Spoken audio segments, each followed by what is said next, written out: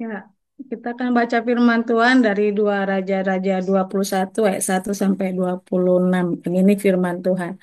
Manase berumur 12 tahun pada waktu ia menjadi raja dan 55 tahun lamanya ia memerintah di Yerusalem. Nama ibunya ialah Hefjifa. Ia melakukan apa yang jahat di mata Tuhan, sesuai dengan perbuatan keji bangsa-bangsa yang telah dihalau Tuhan dari depan orang Israel. Ia mendirikan kembali bukit-bukit pengorbanan yang telah dimusnahkan oleh Hizkia. Hanya ia membangun mesbah-mesbah untuk Baal, membuat patung Asyera seperti yang dilakukan Ahab Raja Israel, dan sujud menyembah kepada segenap tentara langit dan beribadah kepadanya. Ia mendirikan mesbah-mesbah di rumah Tuhan, walaupun sehubungan dengan rumah itu Tuhan telah berfirman, "Di Yerusalem aku akan menaruh namaku."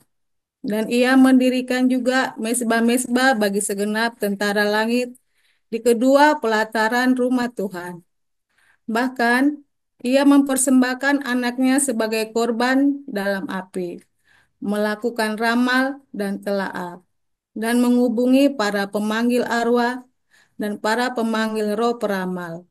Ia melakukan banyak yang jahat di mata Tuhan, sehingga ia menimbulkan sakit hatinya.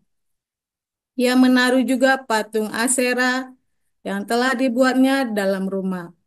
Walaupun sehubungan dengan rumah itu, Tuhan telah berfirman kepada Daud dan kepada Salomo anaknya, dalam rumah ini dan di Yerusalem, yang telah kupilih dari antara segala suku Israel, aku akan menaruh namaku untuk selama-lamanya. Aku tidak akan membiarkan bangsa Israel lagi dibawa keluar dari tanah yang telah kuberikan kepada nenek moyang mereka. Asal saja mereka tetap berbuat tepat seperti yang telah kuperintahkan kepada mereka dan tepat menurut hukum yang telah diperintahkan kepada mereka oleh hambaku Musa. Tetapi mereka tidak mau mendengarkan, dan Manase menyesatkan mereka, sehingga mereka melakukan yang jahat lebih daripada bangsa-bangsa yang telah dipunahkan Tuhan dari hadapan orang Israel. Kemudian berfirmanlah Tuhan dengan perantaraan para hambanya, yakni para nabi. Oleh karena Manase Raja Yehuda telah melakukan kekejian-kekejian ini, berbuat jahat lebih daripada segala yang telah dilakukan oleh orang Amori yang mendahului dia. Dan dengan berhala-berhalanya, ia telah mengakibatkan orang Yehuda berdosa pula. Sebab itu, beginilah firman Tuhan Allah Israel. Sesungguhnya aku akan mendatangkan malapetaka atas Yerusalem dan Yehuda, sehingga setiap orang yang mendengarnya akan bising kedua telinganya. Dan aku akan merentangkan atas Yerusalem tali pengukur sama seperti atas Samaria, dan tali unting-unting sama seperti atas keluarga Ahab. Dan aku akan menghapuskan Yerusalem seperti orang menghapus pinggan, yakni habis dihapus, dibalikkan pula menungging. Aku akan membuangkan sisa milik pusakaku dan akan menyerahkan mereka ke dalam tangan musuh-musuh mereka, sehingga mereka menjadi jarahan dan menjadi rampasan bagi semua musuh mereka.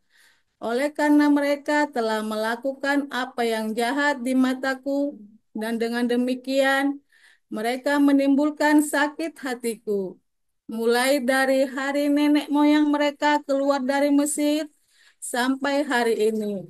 Lagi pula, Manase mencurahkan darah orang yang tidak bersalah sedemikian banyak, sehingga dipenuhinya Yerusalem dari ujung ke ujung, belum termasuk dosa-dosanya yang mengakibatkan orang Yehuda berdosa pula dengan berbuat apa yang jahat di mata Tuhan. Selebihnya dari riwayat Manase, segala yang segala yang dilakukannya dan dosa-dosa yang diperbuatnya, bukankah semuanya itu tertulis dalam kitab sejarah raja-raja Yehuda? Kemudian Manase mendapat perhentian bersama-sama dengan nenek moyangnya, dan ia dikuburkan di taman istananya, di taman Uza. Maka Amon anaknya menjadi raja menggantikan dia. Amon berumur 22 tahun pada waktu ia menjadi raja, dan 2 tahun lamanya ia memerintah di Yerusalem. Nama ibunya ialah Mesulemet binti Harus dari Yotba. Ia melakukan apa yang jahat di mata Tuhan seperti yang telah dilakukan Manase ayahnya. Ia hidup sama seperti ayahnya dahulu sambil beribadah kepada berhala-berhala yang disembah oleh ayahnya dan sujud menyembah kepada mereka. Ia meninggalkan Tuhan, Allah nenek moyangnya, dan tidak hidup menurut kehendak Tuhan. Dan pegawai-pegawai Amon mengadakan persepakatan melawan dia dan membunuh raja di istananya. Tetapi rakyat negeri itu membunuh semua orang yang mengadakan persepakatan melawan Raja Amon, dan raja negeri itu mengangkat Yosia anaknya menjadi raja menggantikan dia. Selebihnya dari riwayat Amon, apa yang dilakukannya, bukankah semuanya itu tertulis dalam kitab sejarah raja-raja Yehuda? Kemudian ia dikuburkan dalam kuburnya di Taman Uza. Maka Yosia anaknya menjadi raja menggantikan dia.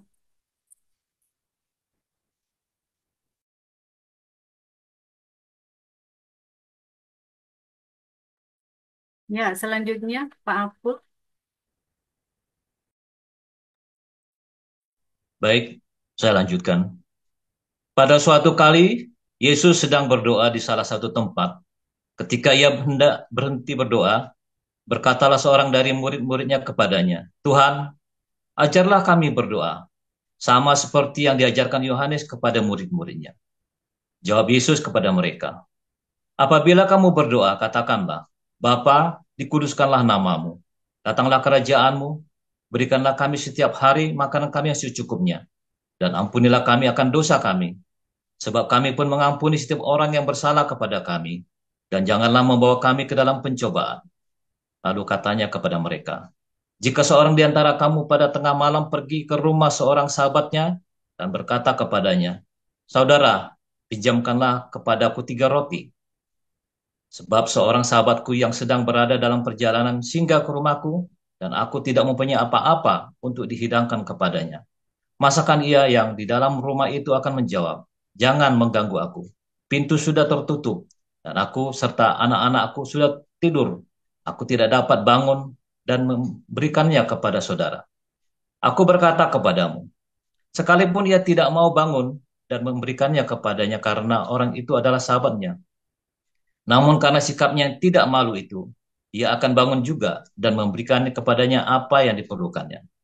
Oleh karena itu aku berkata kepadamu, mintalah, maka akan diberikan kepadamu.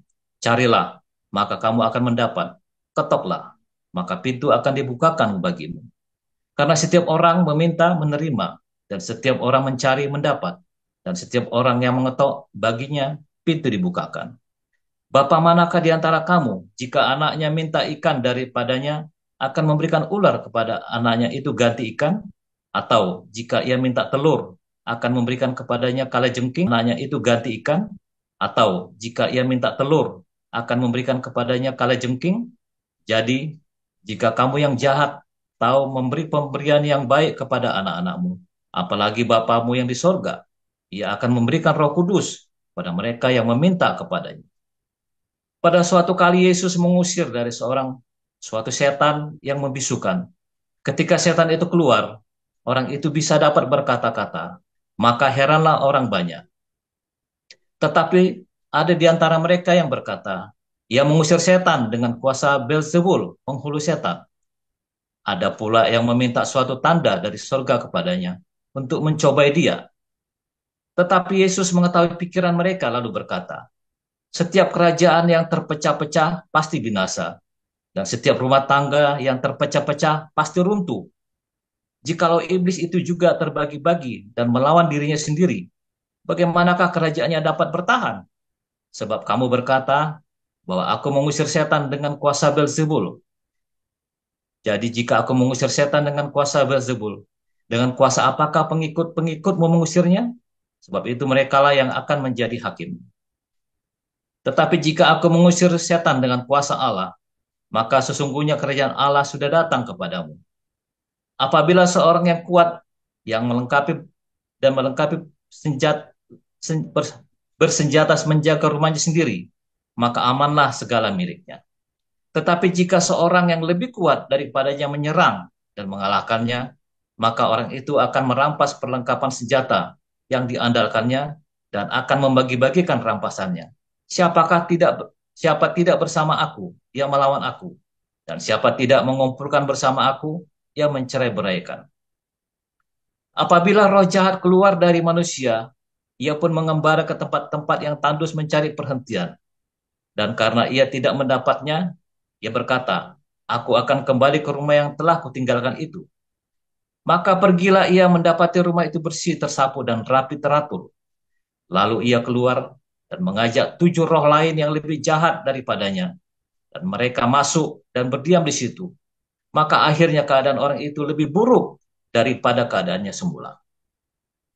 Ketika Yesus masih berbicara, berserulah seorang perempuan dari antara orang banyak dan berkata kepadanya, berbahagialah ibu yang telah mengandung engkau dan susu yang telah menyusui engkau.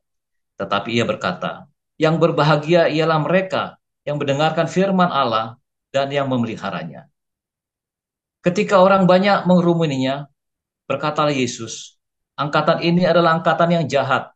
Mereka menghendaki suatu tanda, tetapi kepada mereka tidak akan diberikan tanda selain tanda Nabi Yunus.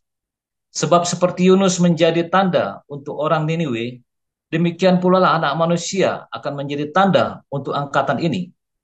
Pada waktu penghakiman, ratu dari selatan itu akan bangkit bersama orang dari angkatan ini dan ia akan menghukum mereka. Sebab ratu ini datang dari ujung bumi untuk mendengarkan hikmat Salomo.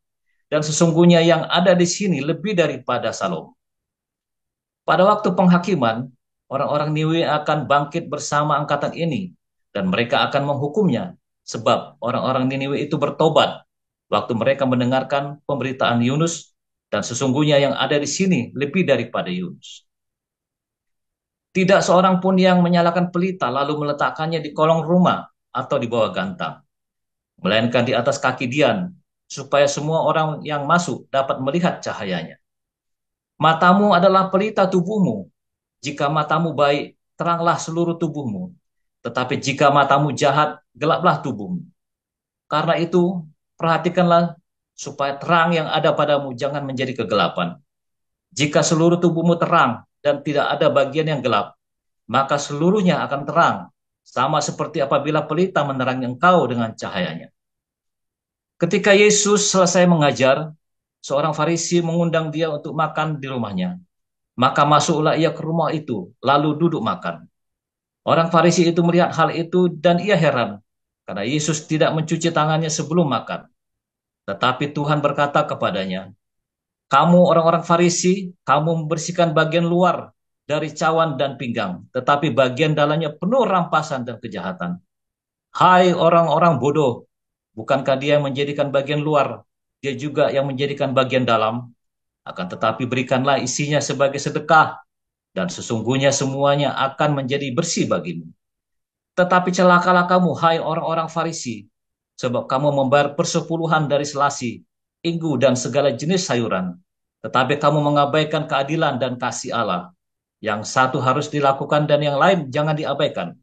Celakalah kamu, hai orang-orang Farisi, sebab kamu suka duduk di tempat terdepan di rumah ibadat dan suka menerima penghormatan di pasar.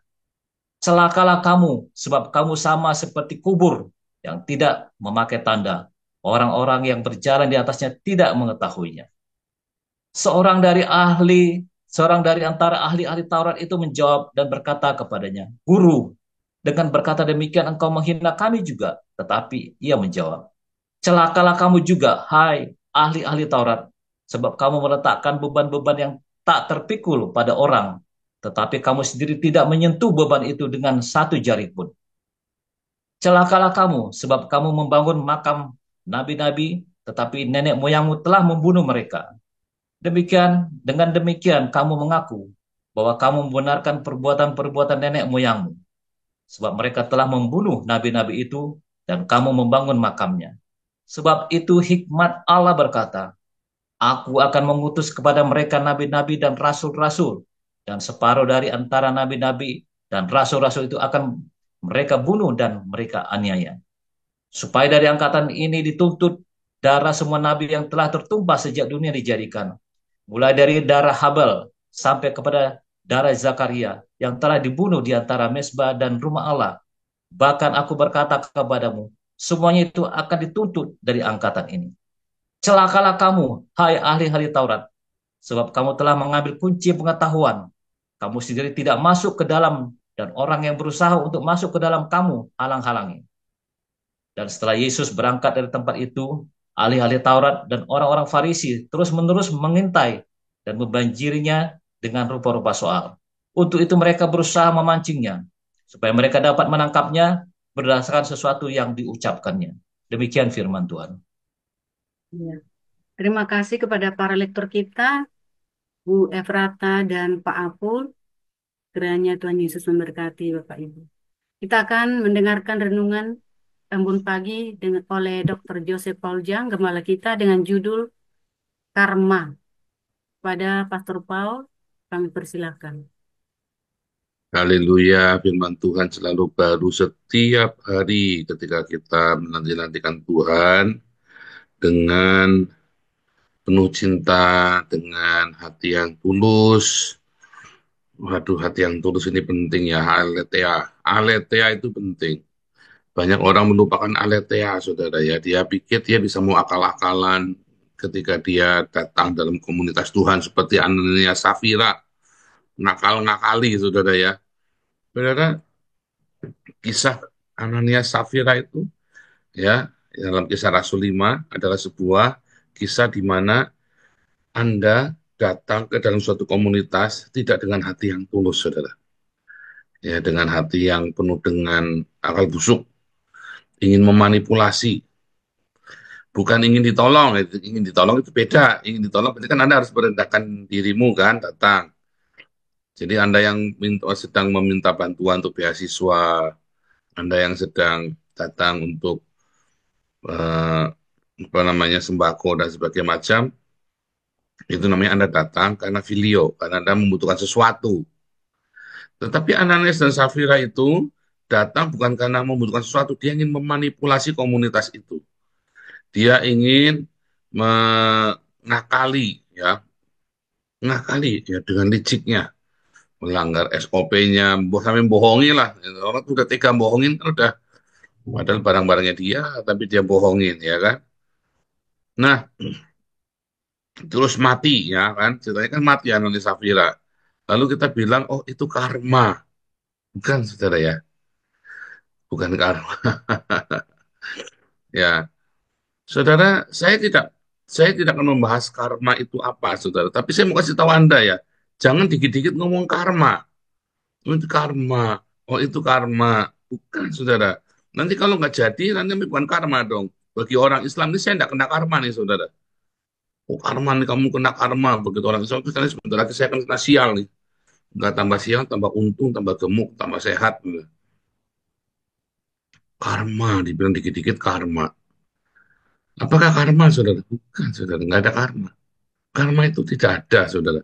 Karma itu adalah ucapan bagi orang yang putus asa karena dizolimi orang lain atau nggak suka sama orang lain. Lalu semua perbuatan yang nanti kena karma itu nanti. Ya, kayak tadi kita temennya si Waisy tadi baru datang orang bule ya. Jadi ceritanya dia itu baru, intinya baru dipersulit lah ya sama sekolahnya.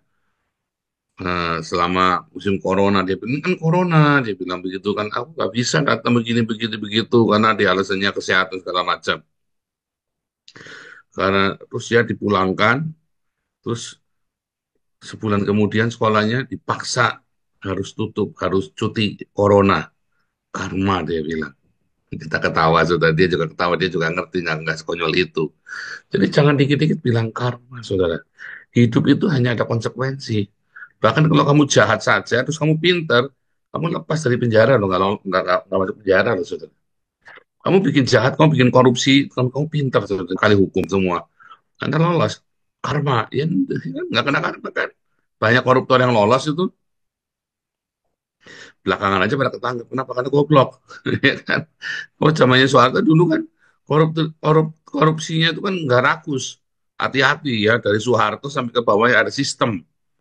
Ya kan, seperti ada tarif yang tidak tertulis. Jadi nggak bisa, hakimnya pun sama semua. Ya, kecuali Anda melanggar sistem, maka Anda akan dikerjain sama sistem itu. Tapi kalau sekarang, korupsi Pertamina, korupsi ya kemarin si apa itu si Hasto segala macam, karma. Kemarin itu saya ngomong sama siapa ya? Oh, ada satu orang ya. Oh ini karena dia mempersulit saya maka dia dipersulit lagi sama orang lain. Ya, saya Suara Pastor ngomong Paul hilang. tes enggak dong, bagus ya. Sebentar. Yang lain bagaimana? Cek, tolong respon, Bagus, host. Oke ya. Ya, bagus. sudah Pak. Ya, soalnya Sudah. Bagus, kadang-kadang Papa. sinyalnya kalian yang hilang juga. Jadi tetap kasih tahu kalau ada masalah. Cuman kasih tahu ya. Oke. Nah, jadi ketika ada orang bilang, oh itu nanti karma. Nggak kena karma ternyata. Ya, itu kan gara-gara saya tuh ngutukin dia tuh kemarin. Jadi langsung tuh. Padahal jadinya dia ngutukinya hari ini, jadinya 4 tahun kemudian, saudara. Itu karma bukan? Bukan. Kalaupun misalnya akibat dia gara-gara perbuatannya dia, ya mungkin karena dia sama orang lain, bukan sama kamu. Jadi jangan pernah Anda itu GR bahwa karena ada orang memperlakukan hal yang tidak menyenangkan terhadap kamu, lalu kamu ngomong sesuatu yang negatif, lalu orang itu langsung kesamber, saudara. Yang jelek juga. Lalu kamu bilang itu karma. Jangan GR, nanti kamu kecewa nanti, saudara. Jangan punya cara berpikir seperti itu. Itu cara berpikir primitif, cara berpikir barbar, saudara. Zamannya sebelumnya Muhammad itu, saudara. Ya. Zaman orang-orang Quraisy sebelumnya Muhammad. Primitif. Ya kan? Nanti Allah akan mengazab. Wah, itu cara berpikir primitif itu. Allah mengazab itu secara primitif, saudara. Cara berpikir IQ yang di bawah 70. Nah, Anda kalau dalam komunitas Hagios, IQ-nya kamu pasti di atas 70. Karena kamu mengerti yang saya katakan. IQ kamu pasti minim 90, saudara. Jadi jangan bilang itu karma ya, saudara ya. Semua ada aksi, reaksi, konsekuensi. Kalau kamu bikin jahat, kamu pinter, ya kamu udah ketahuan. Ada orang membunuh sampai sampai hari matinya dia nggak ketahuan. Soeharto itu sudah bunuh berapa orang itu, saudara? Berapa banyak? Bisa nggak disidang karena pembunuhannya dia? Umurnya panjang, meninggalnya udah di atas 80. Kalau orang Tionghoa itu meninggal di atas 80 itu, maka seluruh rumahnya itu merah semua. Pandanya bahagia, sukses. Mami saya saja cuma 75 tahun, saudara. Padahal mami saya itu lebih baik daripada Soeharto. Oh, berarti Soeharto karmanya lebih baik dong. Coba pakai logika ya, saudara ya. Jadi jangan dikit-dikit karma, dikit-dikit karma. Itu omongan pecundang, itu saudara bilang karma. Hidup itu adalah konsekuensi. Kalau kamu mau bikin jahat, kamu harus amat sangat pintar dan lihai. Bikin jahat itu harus pintar dan lihai supaya tidak ketahuan. Makanya orang jahat itu licik, ya, ya. Ini ya, saudara ya. Orang jahat itu licik. Makanya dia jahat karena dia akan berbuat hal yang tidak kamu pikirkan. Ah, masa cuma gara-gara 1 kilo beras dia bisa bunuh saya, mau bunuh saya. Oh bisa, saudara. Nah, makanya namanya jahat. Ah, masa cuma gara-gara senggolan sepeda motor dia terus malam-malam sengaja datang mau bunuh saya. Bisa, itu namanya jahat. Makanya namanya jahat.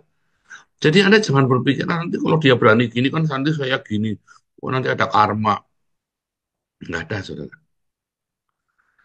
Ya, banyak orang jahat masih hidup sampai sekarang, saudara. Ya, yang kamu doain sampai kamu sakit hati, sampai kamu kena cancer ya. Makanya ketika kamu dijahatin, terus kamu sakit hati, terus kamu batin terus sampai orang itu kena cancer, saudara. Kamu berharap orang itu celaka sampai kamu ngantuk badan sendiri. Gara-gara kamu tidak bisa melepaskan berdamai bahwa kamu bodoh. Mengapa kamu bisa tertipu? Ya karena kamu bodoh, bukan karena dia jahat. Karena kamu bodoh, itu saja. Kamu arogan, kamu sombong. Hanya orang arogan dan sombong yang bisa ketipu, saudara. Orang kalau kerendah hati itu nggak bisa ketipu, ya. Karena kamu naif. Ya, sombong orang naif itu kan sebetulnya kan kelihatannya polos, tapi polosnya dipolos-polos, ya lugunya dilugu-luguin. Aku pura-pura, oh, aku kan baik hati, aku kan tidak sombong, kena sudah jeder, ya kan? Karena kamu piti, mau nolong orang piti, makanya kamu ketipu. Piti itu kan akibat dari kesombongan kan, aku punya nih, aku bisa ngasih. Nah, tapi kalau kayak orang kayak saya kalau mau ngasih mah ngasih aja. Oh, karena kita disuruh Tuhan Yesus. Nggak usah, saudara, nggak usah berpikir begitu. Ya, Tuhan Yesus suruh kita untuk memberi, ya kan? Tetapi kamu harus berpikir, anak saya bagaimana? Oke, yakin? Udah kasih. Dia nipu, nggak apa-apa. Gitu. Kamu sudah tekad. Kalau dia nipu gimana? Kita mau tolongin dia nih. Ya, kita mau tolongin orang nih. Kalau dia dulu, saya kan suka nolongin orang ya. Yuk kita urun sama tolong dia. Kalau dia nipu gimana? Nggak apa-apa. Udah kita tekadin.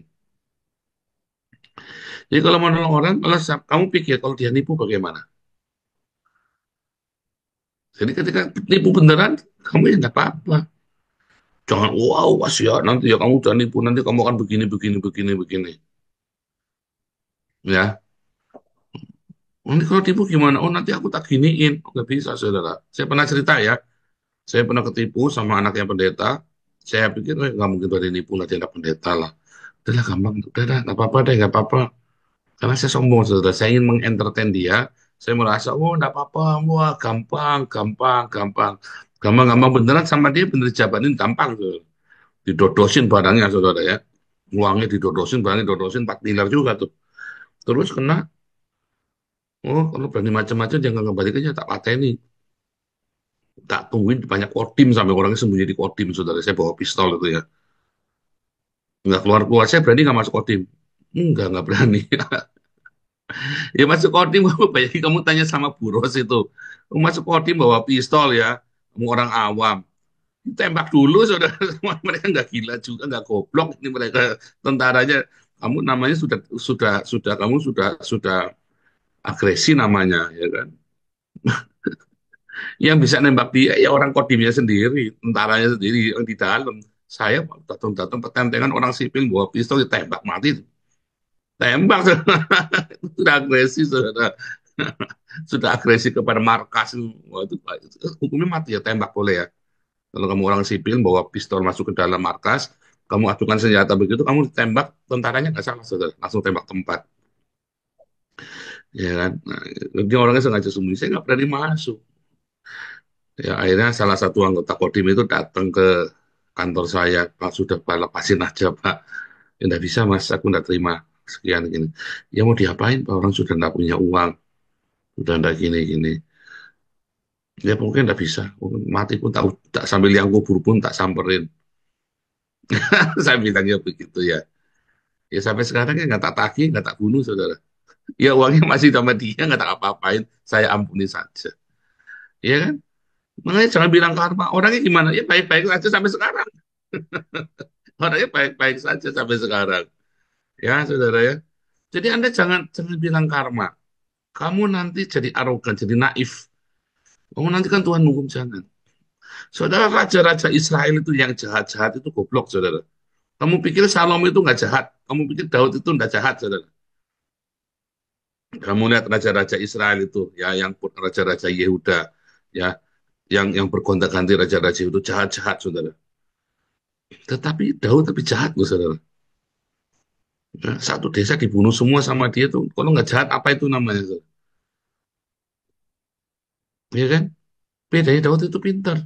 Kenapa? Karena dia belajar dari para nabi yang objektif. Kalau para nabi di zamannya para raja-raja ini, nabi yang menjilat, yang cari muka, yang model kayak Gilbert itu cium tangannya Yusuf Kala itu loh. Loh, takutan sama penguasa gitu loh. Kalau kamu belajarnya sama nabi-nabi kayak Gilbert yang takut sama penguasa, kamu akan cilaka, saudara.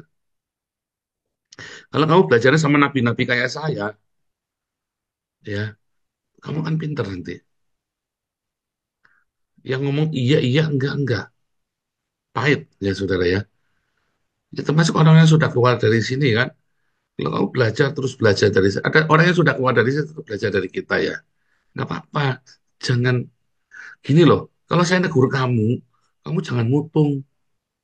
Ya, semua yang sudah, ya, yang saya tegur itu jangan mutung. Kayak Sanggam itu loh, ndablek itu loh. Ditegur, tetap di sini. Udah saya marahin, saya maki-maki Sanggam itu saudara ya. Tapi dia mau nurut. Nanti Sanggam akan jadi orang hebat itu saudara. Ya, udah saya marahin. Keras saya sama Sanggam ya. Tetap dia di sini terus saudara. Nanti jadi orang hebat itu. Percaya enggak? Karena rendah hati mau. Rendah hati itu bukan bukan kamu, aku punya handphone baru, itu namanya pamer. Tapi rendah hati itu bukan karena, oh saya nggak pamer, bukan. Rendah itu tuh artinya mau diajar. Lu udah pernah belajar ya, rendah hati. Orang yang rendah hati itu mewarisi negeri. Rendah hati itu mau belajar. Ya, orang yang rendah hati itu mau belajar. Dia akan mewarisi bumi, saudara. Orang-orang yang suka belajar rendah hati, maka dia tidak akan mudah ketipu, saudara. Orang-orang yang mudah belajar, dia tidak akan dikerjai, tidak akan mudah dirugikan orang lain, tidak akan mudah disakiti orang lain. Orang lain berusaha menyakiti dia, tapi karena dia rendah hati, gak apa-apa. Aku belajar dari dia, berarti aku salah, aku goblok. Kalau kamu sampai ketipu, kalau sampai kamu diakali orang, kalau kamu sampai bangkrut, kalau sampai ditinggal sama suami atau istri, kalau kamu sampai menikah lalu kecelek, kamu terima, kamu goblok. Goblok. Terima dulu saya goblok dan saya mau belajar. Kamu rendah hati. Jadi jangan bilang karma. Nggak ada. Kalau kamu berhenti di karma, kamu udah belajar. Ya sudah, sial kamu namanya. Karmanya sial. Nah, ya kan? Tapi ketika kamu goblok, kemarin kamu bikin salah nih. Misalnya kamu nyakiti orang lain, ya, gara-gara kamu nyakitin orang lain, keluarganya nggak terima dibalas, kamu digebuki, itu bukan karma. Namanya kamu goblok. Kamu nyakiti orang lain, kalau kamu badannya gede, orang tua kayak datang, gebukin lagi sama kamu, saudara. Ya kan, sekalian gebukin sekalian. Anak, ya kan? Tetapi kan kamu badannya kecil, nyakitin orang lain, sini keluar datang kamu digebukin. Namanya kamu goblok. Nyenggol orang gede, ya kan? Orang nah, kamu, tapi kalau kamu ngelawan juga, kamu juga goblok juga. Berarti kamu pecundang. Cuma berani sama yang lemah, sama yang lebih hebat, kamu terpirit-pirit. Nah, sama. Kamu tidak akan belajar juga nanti. Karena kamu tidak akan belajar, kamu jadi goblok. Akhirnya kamu cuma bilang karma. Tapi kalau saya karma, nggak bisa kena karma. Nggak ada karma buat saya. Buat saya adalah konsekuensi. Kalau saya sudah bikin ini, saya harus siapin yang lainnya. Makanya harus selalu belajar.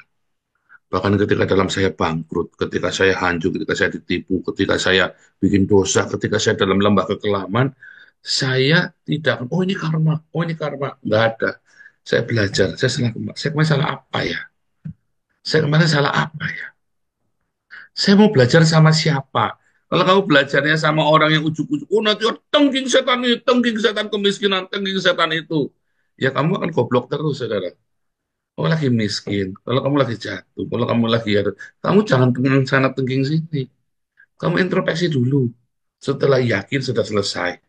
Oke, istri saya kemarin sakit ya, 9 bulan kan, sampai habis badannya, sampai mau mati. Saya kita pikir, wah ini bisa mati. Udah nggak bisa makan soalnya. Saya tanya, kamu ada dosa apa yang belum cerita sama saya, yang belum aku sama Tuhan? Jangan marah, jangan curiga, karena aku mau bikin sesuatu. Yang penting kita mengakui dulu kalau ada kesalahan, ada sesuatu, apa ya? Enggak, ini pasti cuma kalau ada sesuatu nih, kecapean atau apa gitu ya. Atau ada dosa apa yang belum kamu sampaikan. Atau kalau kamu mati, kamu akan meninggal dengan damai. Jangan menyimpan dosa. Yakin udah nggak ada, yakin. Kalau kamu sampai mati, kalau kamu punya dosa, nanti kamu nyesel. Kalau kamu menyimpan, nggak ada yang disimpan, udah. Udah kita yakin, saya juga introspeksi, saya ada salah apa yang nggak ada.